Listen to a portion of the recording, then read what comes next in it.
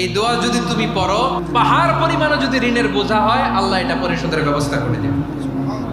ছোট্ট একটা দোয়া বিশ্বনবী শিখালেন, বললেন তুমি পড়বা আল্লাহুম্মা কফিনি বিহালালিকা আন হারামিকা ওয়া আগনিনি বিফাদলিকা আম্মান সিওয়াক।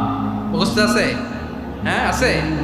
আল্লাহুম্মা কফিনি বিহালালিকা আন হারামিক, আল্লাহ তোমার হালাল দিয়ে আমাকে পরিতুষ্ট করো, হারাম থেকে বাঁচিয়ে রাখো, আর তোমার অনুগ্রহে মানুষের মুখাপেক্ষী যেন আমি না হই, আমি যেন সবসময় তোমার মুখাপেক্ষী হয়, ওই তৌফিক দিও। সুবহানাল্লাহ পড়েন।